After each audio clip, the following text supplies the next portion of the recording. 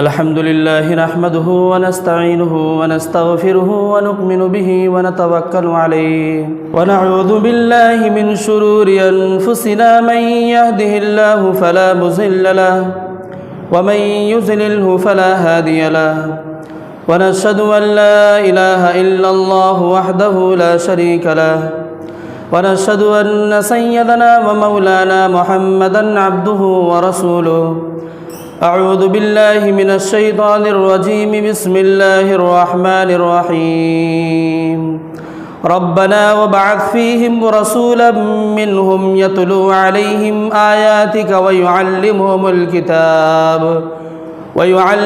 الكتاب والحكمة ويزكيهم إنك أنت العزيز الحكيم اللهم صل على محمد وعلى آل محمد وبارك وسلم اللهم صل على جسد محمد في الأجساد اللهم صل على قبر محمد في القبور اللهم صل على روح محمد في الأرواح صدق اللہ العظیم۔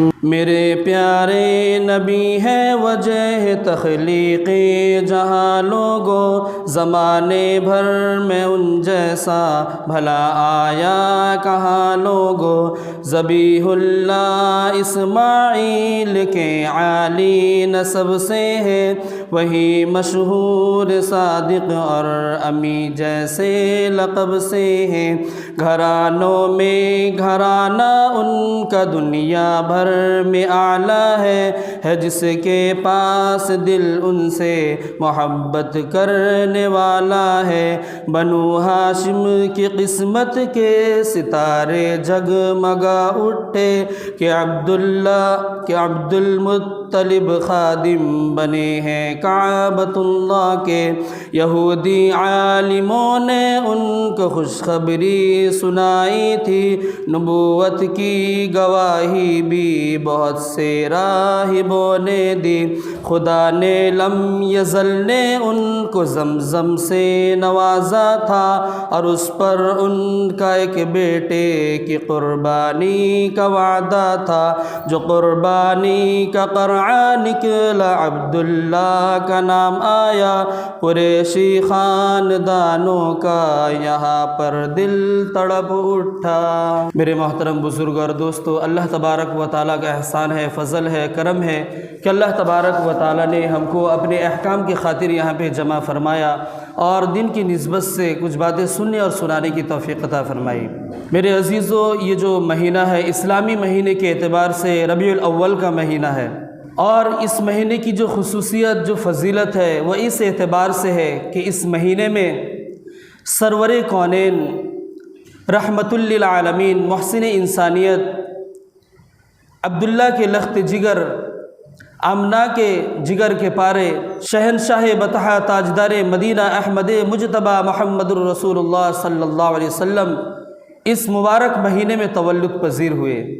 تو میرے محترم بزرگ و دوستو، میں نے جو قرآن مجید کی تلاوت کی ہے، اللہ تبارک و تعالی اس آیت کا خلاصہ فرما رہے ہیں، ربنا وابعث فیہم رسولا منہم یتلو علیہم آیاتک ویعلمہم الکتاب والحکمت ویزکیہم انک انت العزیز الحکیم، کہ اے میرے رب انہی میں سے ایک ایسے نبی کو عطا کر جو ان کو تیری آیتیں تلاوت کر کے سنائیں اور دانائی کی باتیں سکھائے اور ان کو پاک صاف رکھے، اور تو بڑا حکمت والا، بڑا زبردست حکمت والا ہے۔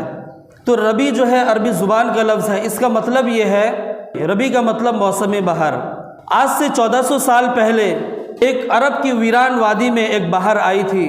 حضرت آمنہ کے آنگن میں ایک خوشبو، ایک پھول کھلا تھا جس کی خوشبو سے، جس کی مہک سے ساری انسانیت معطر ہوئی تھی، اور وہ سرور کائنات صلی اللہ علیہ وسلم کی ذات گرامی ہے۔ تو میرے عزیزوں میں بتاتا چلوں، اللہ تبارک و تعالیٰ اگر کسی انسان کو کوئی چیز دینا چاہتے ہیں، کوئی انعام دینا چاہتے ہیں، کوئی نعمت نوازنا چاہتے ہیں، پہلے اس پر آزماتے ہیں، اور اللہ تبارک و تعالیٰ اسی کو آزماتے ہیں اور اسی پر امتحان ڈالتے ہیں جس کا عمل اللہ کو پسند ہوتا ہے، جس کا عبادت کرنا اللہ کو پسند ہوتا ہے، جس کا جھکنا اللہ کو پسند ہوتا ہے، جس کا سنت پر عمل کرنا اللہ کو پسند ہوتا ہے، تو اللہ تبارک و تعالیٰ اس پر آزمائش ڈالتے ہیں۔ آج ہمارے ساتھ حالات آ جاتے ہیں، بندہ کیا کہتا ہے؟ میرے ساتھ پریشانیاں ہیں، میرے ساتھ مصیبتیں ہیں۔ اگر حقیقی طور پر اللہ کی عبادت کرنے والا ہوگا، اللہ کے وحدانیت پر زندگی گزارنے والا ہوگا، اللہ کے نبی صلی اللہ علیہ وسلم کے طریقے کے مطابق زندگی گزارنے والا ہوگا، اس کو مصیبت نہیں سمجھے گا، اس کو پریشانی نہیں سمجھے گا، اس کو سمجھے گا یہ اللہ کا امتحان ہے، اللہ کی آزمائش ہے میرے اوپر۔ اور اللہ تبارک و تعالیٰ کا جو محبوب ہوتا ہے، جو پسند ہوتا ہے، اور اللہ تبارک و تعالیٰ کو جس کا عمل پسند ہوتا ہے، اللہ تبارک و تعالیٰ اسی پر آزمائش ڈالتے ہیں، اسی پر مصیبتیں، اسی پر پریشانیاں ڈالتے ہیں۔ یہ صبر کرتا یا نہیں؟ کبھی کبھی اللہ کی آزمائش لمبی ہو جاتی ہے، اور جو واقعی طور پر اللہ کی عبادت کرنے والا ہوتا ہے، اللہ کے احکام کے مطابق عمل کرنے والا ہوتا ہے، قرآن کے مطابق زندگی گزارنے والا ہوتا ہے، وہ اپنے اوپر مصیبت نہیں سمجھتا، اللہ کی آزمائش سمجھتا ہے اور اس پر صبر کرتا ہوا ہے۔ اگر بندہ اس حالت پر اگر صبر کر لیتا ہے تو اللہ جو ہے اتنے قریب ہو جاتے ہیں اس سے، تو پھر اللہ کا برگزیدہ بندہ ہے۔ تو اللہ تبارک و تعالیٰ نے اس کی دلیل قرآن مجید کے اندر بیان فرمائی، وَإِذِ ابْتَلَىٰ إِبْرَاهِيمَ رَبُّهُ بِكَلِمَاتٍ فَأَتَمَّهُنَّ قَالَ إِنِّي جَاعِلُكَ لِلنَّاسِ إِمَامًا۔ اب بتائیے کہ جو آزمائش اللہ تبارک و تعالیٰ نے حضرت ابراہیم علیہ السلام پر ڈالی اور حضرت ابراہیم علیہ السلام اس پر کامیاب ہو گئے، پھر اللہ تبارک و تعالیٰ نے ان کو کیا بتایا؟ میں تمام لوگوں کا امام بناتا ہوں۔ امتحان میں ڈالا، امتحان میں کامیاب ہو گئے، تو پھر اللہ تبارک و تعالیٰ نے ان کو انعام عطا فرمایا، اللہ تبارک و تعالیٰ نے ان کو نعمتیں عطا کی، اور پھر اللہ تبارک و تعالیٰ کہنے لگے اے میرے ابراہیم، میری کعبے کی، میرے گھر کی تعمیر کرو۔ تو حضرت ابراہیم علیہ السلام اس گھر کی تعمیر کرتے ہیں۔ زمانے میں جب وقت آتا تھا تو کعبے کی جو تعمیر تھی وہ ختم ہو جاتی تھی۔ اس وقت میں ایسا ہوا کہ کچھ نقش و نگار، کچھ نقوش باقی تھے، کچھ عمارتیں باقی تھیں۔ حضرت ابراہیم علیہ السلام اس کی تعمیر، جب اس کی تعمیر مکمل ہو گئی، اللہ تبارک و تعالیٰ کہنے لگے اے میرے ابراہیم، کیا تمہیں چاہیے؟ جو مانگو تمہیں عطا کرو۔ آج دنیا کے اندر ایک مثال کے طور پر اگر ہم کسی مزدور کو لگاتے ہیں اور کہ اپنے گھر کے کام کے لیے اس کی مزدوری طے کرتے ہیں، 500-600 روپئے اس کی مزدوری طے کرتے ہیں۔ اگر کوئی امیر کبیر شخص ہوتا ہے، مالدار ہوتا ہے، وہ کہتا ہے میرے گھر میں فلانا کام ہے، اس کو کر دے، پھر تیرا دل خوش کر دوں گا۔ تو اللہ تبارک و تعالیٰ جو مالکوں کے مالک ہے، جو خالقوں کے خالق ہے، جو دنیا کے پورے کیا ہے مالدار کی چابی ان کے ہاتھ میں ہے، تو اللہ تبارک و تعالیٰ کے پاس پورے خزانے کی چابی ہے۔ اللہ فرماتے ہیں اے ابراہیم، جو مانگو میں تمہیں عطا کروں گا۔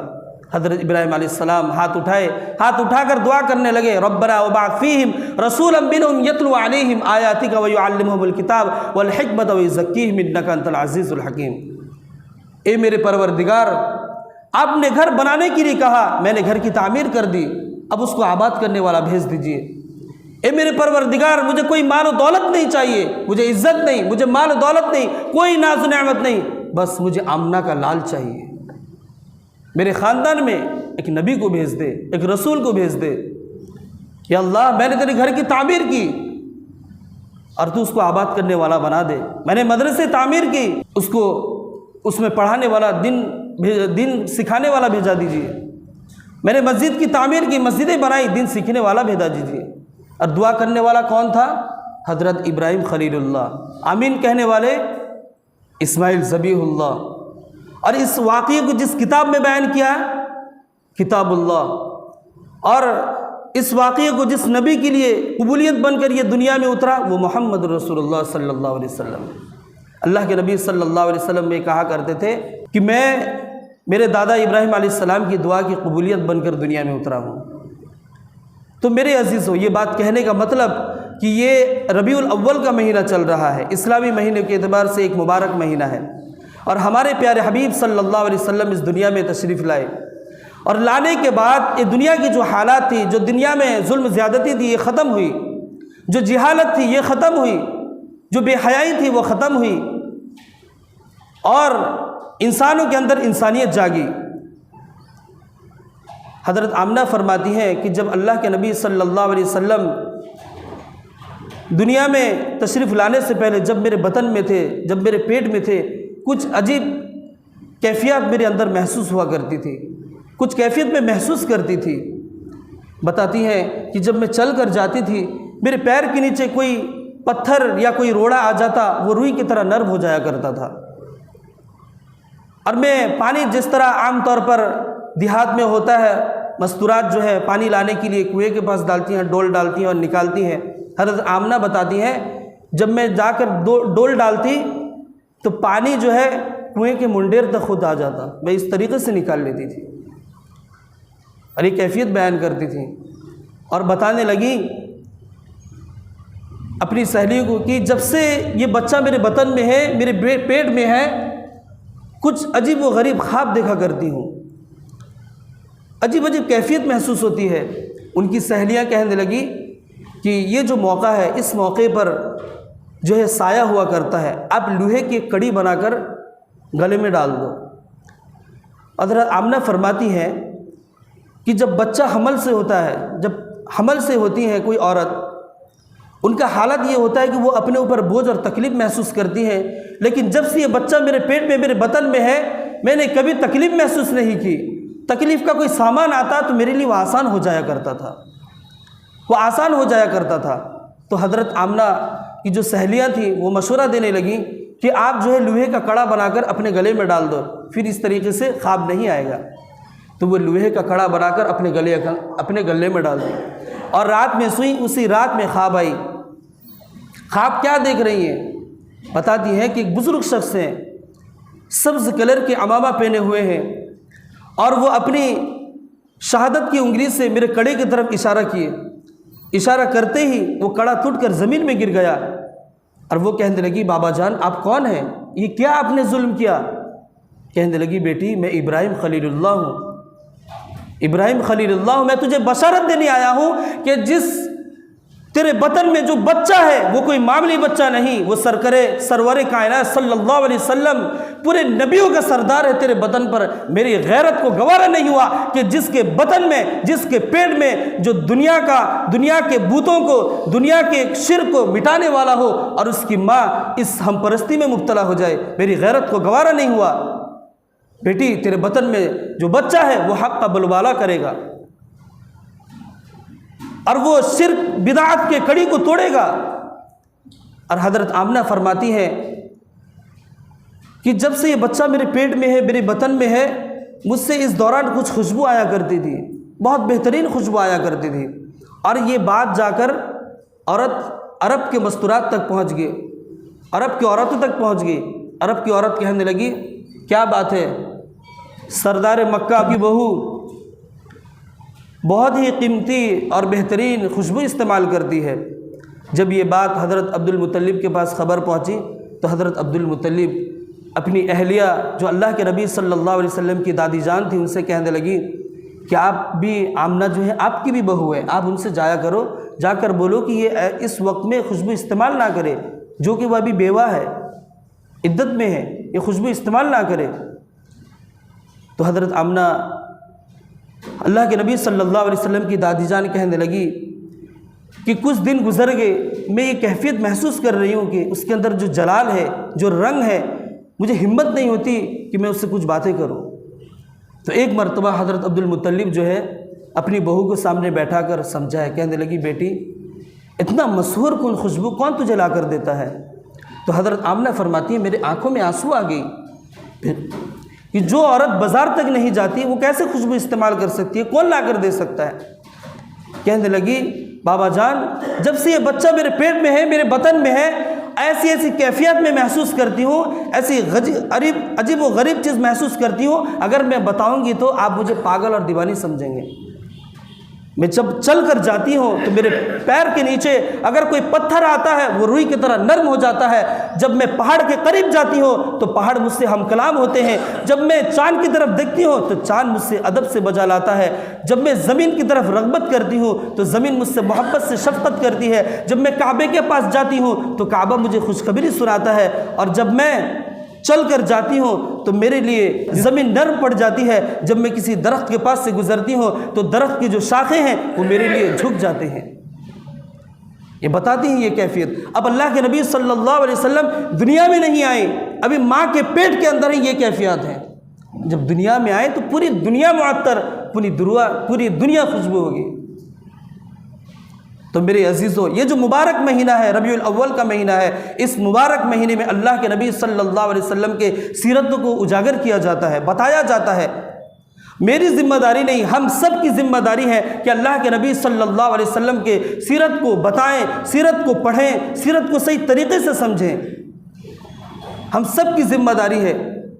اور آج جو ماحول میں جو عام ایک رواج چلا ہوا ہے، دیکھو آج ہمارے دوست یار ہیں، ساتھی ہیں، بہت سارے ایسے ساتھی ہیں جن کے دوست وغیرہ دوسرے مذاہب سے تعلق رکھتے ہیں، غیر مسلم ہیں، ان سے میل جل، اٹھنا بیٹھنا، کھانا پینا بھی ہے، لیکن آج تک کبھی ہم اپنے وحدانیت کی دعوت نہیں دیے، کبھی کتاب کی دعوت نہیں دیے، کبھی نبی صلی اللہ علیہ وسلم کو سیرت کو نہیں بتائے، کیونکہ دشمنان اسلام یہ چاہ رہے ہیں کہ اسلام کے جو نوجوان ہیں ان کے دماغ کے اندر خرافات ڈال دیا جائے، ان کو غصہ دلایا جائے اور وہ ایسا کام کرے کہ جو شریعت اور اسلام کے خلاف کام کریں، جو قرآن کے احکامات کے خلاف کام کریں۔ یہ بہکایا جا رہا ہے، لیکن آج مسلمان کے نوجوان اور مسلمان سمجھنے کے لیے تیار نہیں ہے۔ آج ہمارا کوئی غیر مسلم ساتھی ہے، ہم اس سے اپنی سیرت کی دعوت دیں، اللہ کے نبی صلی اللہ علیہ وسلم کے سیرت کو بتائیں۔ جو تم نے دشمنان اسلام سے یہ بات سنی ہے، نبی کی صلی اللہ علیہ وسلم کیسے تھے، نبی صلی اللہ علیہ وسلم کی سیرت کیا ہے، قرآن کیا ہے، اللہ کا حکم کیا ہے، اس کو سنائیں، اس کے ذہن سے اس باتوں کو نکالیں کہ ہمارے جو نبی تھے صرف امت مسلمہ کے لیے نہیں تھے، قرآن صرف امت مسلمہ کے لیے نہیں ہے، اللہ کا حکم، اللہ کی وحدانیت صرف مسلمانوں کے لیے نہیں ہے۔ اگر مسلمانوں کے لیے ہوتی تو اللہ کے نبی صلی اللہ علیہ وسلم کی سیرت رامائن میں نہیں ہوتی، گیتا میں نہیں ہوتی، وید وتھروید میں نہیں ہوتی۔ اگر اللہ کے نبی صلی اللہ علیہ وسلم کی سیرت جب ان کتابوں میں بھی موجود ہے تو اللہ کے نبی صلی اللہ علیہ وسلم رحمت للعالمین پورے عالم کے لیے رحمت بن کر آئے ہیں۔ تو اس امتی کی بھی ذمہ داری ہے کہ ہر امتی کی ذمہ داری ہے کہ اللہ کے نبی صلی اللہ علیہ وسلم کی سیرت کو بتائے۔ کیسے بتائے گا جب خود پڑھا نہیں ہے، اللہ کے نبی کی سیرت کو کبھی کھولا نہیں، موبائل سے تو وقت نہیں ملتا، تو اللہ کے نبی کی سیرت کو کیسے پڑھے گا، اللہ کی وحدانیت کو کیسے بتائے گا، خود سمجھا نہیں، خود پڑھا نہیں، جو اس سے دور ہے وہ کیسے بتائے گا۔ تو ہر انسان، ہر امت مسلمہ کی ذمہ داری ہے کہ اللہ کے نبی کی سیرت کو پڑھے، سیرت کو سمجھے، میرے نبی کا سیرت کیا کہتا ہے، قرآن کیا کہتا ہے، اللہ کی وحدانیت کو اپنے ساتھیوں کے پاس سنائے۔ قرآن پوری رہتی دنیا تک رہنمائی ہے، اور اللہ کے نبی صلی اللہ علیہ وسلم پوری امت کے لیے رحمت للعالمین بن کر آئے ہیں۔ اور ایک چیز رواج چلا ہوا ہے، ہمارے اندر ایک فوٹو ایڈٹ کر کے بھیجا جاتا ہے جس میں کعبۃ اللہ ہوتا ہے، قرآن کے اوپر کسی کا پیر ہے، گنبد خضرا کے اوپر کسی کا پیر ہے، جیسے کلپ آیا ہم فوری گروپ میں شیئر کر دیے۔ یہ تو سب سے بڑا گستاخ رسول ہے، میں کہتا ہوں سب سے بڑا گستاخ رسول ہے۔ اس کو چاہیے تھا یہ خاموشی اختیار کرتا، یہ تو خود پھیلا رہا ہے، کعبۃ اللہ کو خود پھیلا رہا ہے اس پیر کے ساتھ، اس گندگی کے ساتھ، اس کے لیے دعا کریں۔ اور یہ چیز عام ہو چکی ہے۔ اللہ کے نبی صلی اللہ علیہ وسلم کی جو امت ہے اس کی ذمہ داری ہے۔ اللہ کے نبی صلی اللہ علیہ وسلم ایک مرتبہ 1,24,000 صحابہ کے ساتھ تقریباً بیٹھے ہوئے تھے۔ اللہ کے نبی صلی اللہ علیہ وسلم کہنے لگے کیا میری ذمہ داری ختم ہو گئی؟ کیا میری ذمہ داری ختم ہو گئی؟ نہیں ختم ہوئی۔ یاد رکھو، جو یہاں موجود ہو، جو یہاں موجود نہیں ہے، ہر سب کی ذمہ داری ہے کہ اس بات کو پوری دنیا تک پھیلے، پوری دنیا کے رہتی دنیا تک لوگوں تک یہ باتوں کو پہنچاؤ۔ اللہ کے نبی کی سیرت کو لوگوں پر بیان کرو، لوگوں کو بتاؤ، خود پڑھو، کوشش کرو پڑھنے کی۔ اللہ کے نبی صلی اللہ علیہ وسلم، آج کسی بندے سے پوچھا جائے تو نبی کا نام کیا، زبان سے صلی اللہ علیہ وسلم بھی صحیح طریقے سے نہیں نکلتا۔ اس کو افسوس ہونا چاہیے کہ جس نبی نے اس کے خاطر، جس نبی کی خاطر اس دنیا کو سجایا گیا، اس کے لیے جس نبی کے صدقے اس کے لیے ہوائیں کو بنائی گئی، جس نبی کے صدقے پانی کے اندر روانی پیدا کی گئی، جس نبی کے صدقے اس دنیا کو سرز سبز شاداب والی بنائی گئی، جس نبی کے خاطر اگر گناہ بھی کرتا ہے تو روزی کھاتا ہے۔ کبھی ایسا نہیں ہوا صبح کی نماز نہیں پڑھا اور اس کے پیر نکل گئے ہوں اور وہ بھوکا پیاسا ہو، کوئی ایک آدمی بھی کھڑا ہو کر بول دے میں دیکھوں گا، کوئی نہیں یہ کہہ سکتا۔ جس نبی نے دنیا میں آئے، جس نبی کا صدقہ ہے آج ہم گناہ بھی کر رہے ہیں، روزی بھی کھا رہے ہیں، اس نبی کا صدقہ ہے ہم اطمینان والی زندگی گزار رہے ہیں۔ اور سب سے قیمتی، سب سے جو ہے یہ امت کے اندر اللہ کے نبی صلی اللہ علیہ وسلم ایسے نبی ہیں جو آخری وقت میں بھی اس امت کی شفاعت کریں گے، سجدے میں گر جائیں گے، سجدے میں رو دھو کر دعا کریں گے اس امت کے لیے، لیکن اس امت کو اپنے نبی کا نام بھی صحیح طریقے سے یاد نہیں۔ اپنی نبی کی سیرت کو پڑھو، نبی صلی اللہ علیہ وسلم کی سیرت کو پڑھو، ان کے متعلق کتابیں نکال کر پڑھو۔ آج ہم کو موبائل سے فرصت نہیں، آج ہم کو گیم سے فرصت نہیں، آج ہم کو لوڈو کھیلنے سے فرصت نہیں، تو کیسے ہوگا یہ سب چیز؟ آج ربیع الاول کا 3 تاریخ 1444 ہجری ہے، کسی کو معلوم نہیں ہوگا۔ اگر میں بول دوں ہوگا سنے ہوں گے آج ربیع الاول کا مہینہ ہے۔ ہر انسان کے ہونا چاہیے ربیع الاول کا جو اسلامی تاریخ ہے، اسلامی مہینہ ہے، اسی مطابق جو زندگی گزارے، زندگی گزارنے کی کوشش کرے اسلامی مہینے کے اعتبار سے۔ اور یہ اتنا قیمتی اور مبارک مہینہ ہے، اس مہینے میں اللہ کے نبی صلی اللہ علیہ وسلم کی ولادت ہوئی۔ بہت ساری باتیں ایسی ہیں، اور میرے نبی کی، میرے آقا کی باتیں ہی ایسی ہے کہ رات ختم ہو جائے تو بات بھی ختم نہ ہو۔ اگر وقت ہوتا تو میں مکمل طور پر آپ کو خلاصہ کر کے بتا